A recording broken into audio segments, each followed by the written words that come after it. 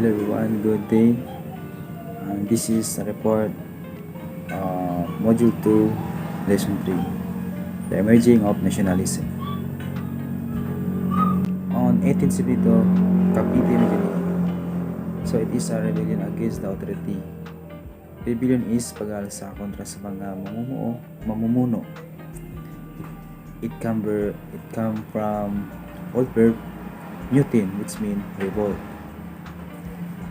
So on January 20, 1872, approximately 250 Filipino soldier and worker rose in revolt at an arsenal in Cavite. So nag-alsa ang mga sundalo at mga manggagawa sa arsenal sa Cavite. Pagsabihin nating arsenal, ito yung paggawaan or imbakan ng mga armas ng mga Spanish government. So sila ang nagbabantay at nagpoprotekta noon. An updated reason of the mutiny was decree released by Governor General Rafael Escudo.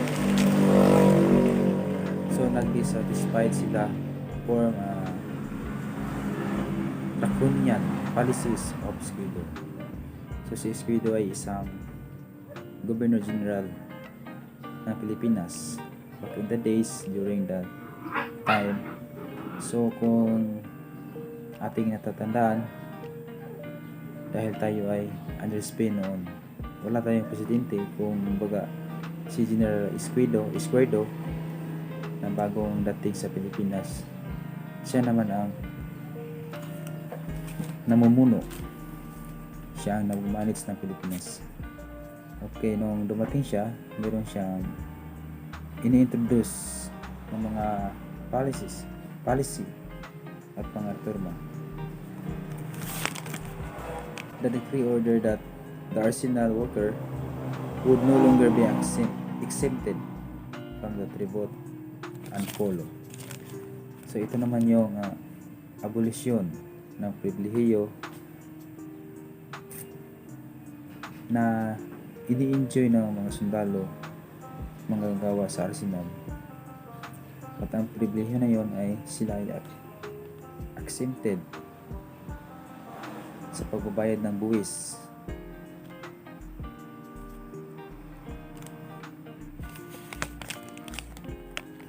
A privilege they had enjoyed in the past, that the revolt was part of no longer movement with the aim overthrowing the Spanish government and asserting independence.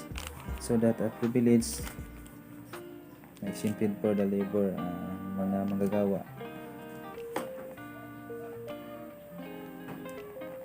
So that how it works, yung inabolish ni Escudo, kasama na din yung prohibition of the founding of the School of Art and Trades. The plan was to begin the revolt after midnight in Manila, with rebels setting fires in Tondo to distract the authorities.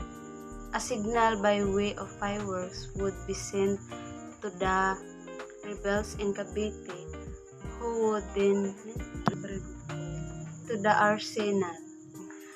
The second is the mutiny in Cavite began earlier in the evening, and many of those who pledged support defected and vowed loyalty to Spain.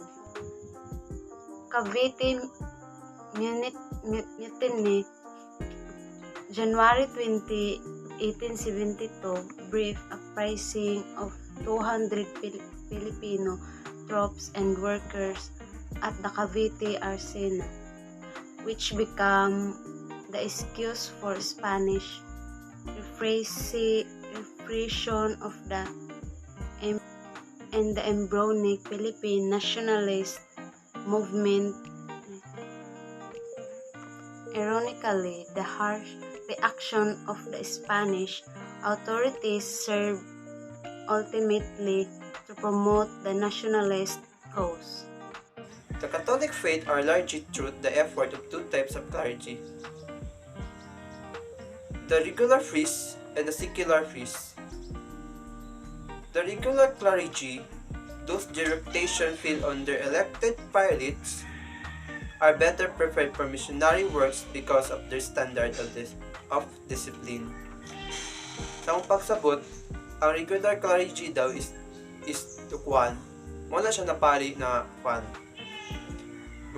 Prefer sila for missionary purposes lang. Para sa nang magkuhan dara sila sa simbahan, gi-prefer sila para dara sa simbahan. Kay taas sila og di ka para sa kwan. Makuan ka pong siya, taas ka pong kwan, pero mas taas ang kwan discipline sa pare dara sa simbahan. And according to Google, the regular priests who arrived taken solemn vows and lived in a religious community under the rule of life. In the Philippines, we have 5 religious undertalk of this. The Augustinians who arrived in 1565, the discussed Franciscan who arrived in 1578, and Jeroset who arrived in 1581.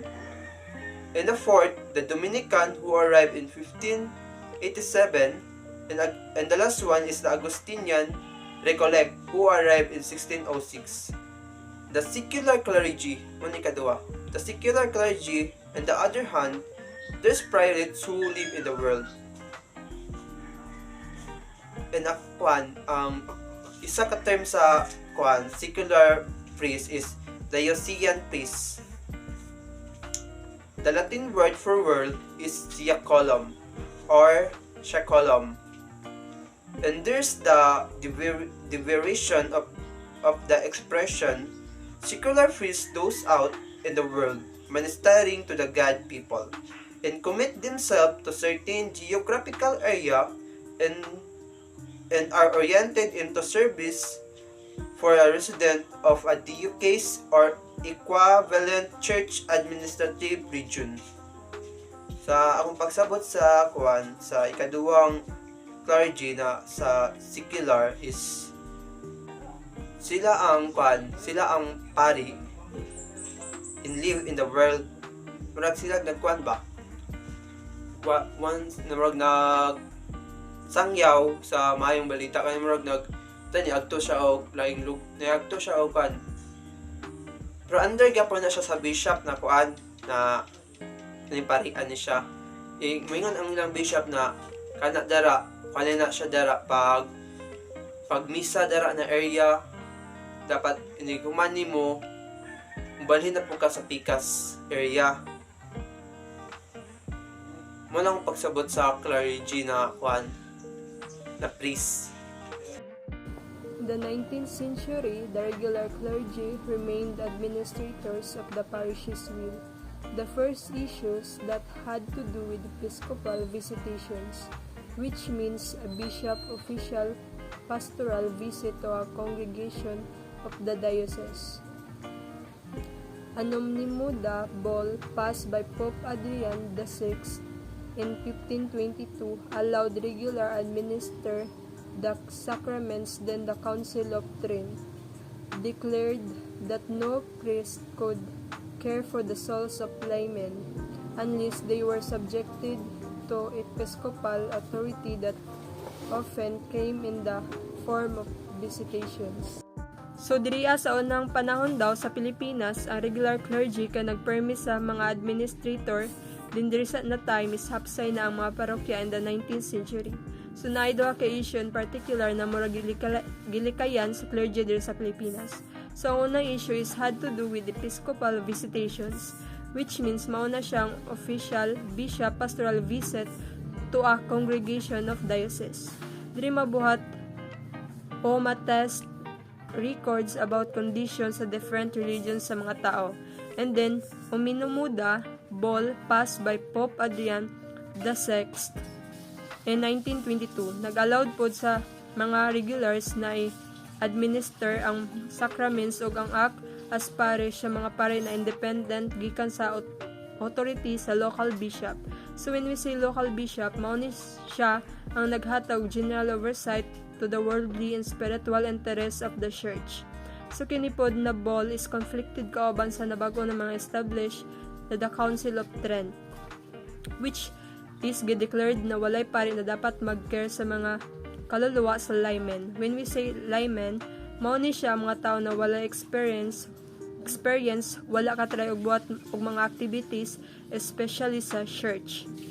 Gawas kung kana sila kay belong sa episcopal authority, nakasagaran gikan sa form of visitations. So, ang nag-grant ani si King Philip II. Nagusga sa power na i-force sa Philippines og ang regular clergy pod permi ganahan sa ilang implementation na inani dapat ang belong sa episcopal authority ra ang gina-allowed na mag-care na other than sumauna siya ang mga una na issue sa Regular priests maintain control over parishes in the early stages of Christianization out of the necessity. Which means, maintain ang ilang pagkontrol sa mga parokya sa unang hugna sa mga Christianization tungod sa ilang mga panginahanglan. In 17th century, priests passed on. In 19th century, produced and trained Filipino, they constituted an increasing significant number. Og naglangkob sila sa mga gidaghanon sa mga klero, mga regular nga mga klero. Sangka sila kung dili direkta nga mobalibad ug mauni ang katungod sa mga klero ngadto sa mga parokya. Revolt in Cavite, several priests and laymen arrested by orders of Governor General Izquierdo. Priests arrested Father Jose Burgos, Jacinto Zamora, Jose Guevara, Mariano Gomez, Feliciano Gomez, Mariano Sevilla, Bartolome Serra, Miguel de Laza, Justo Guazon, Vicente del Rosario, Pedro Dandan, Anacleto Desiderio. Among the laymen, laiko, lawyers, and business, kaning taliwala sa mga laiko, mao niya mga lawyers, mga businessman, nga mga sinaligan, which are Gervasio Sanchez, Pedro Carrillo, Maximo Inocencio, Balbino Mauricio, and Raymond Maurente, Maximo Paterno, Jose Basa. Three priests which are Burgos, Gomez, and Zamora, kisintensyahan ni siya sa naglain-laing mga termino sa pagkadesiero o pagmanage sa Guam. That's all for today's video, guys. Thank you for listening. Bye-bye.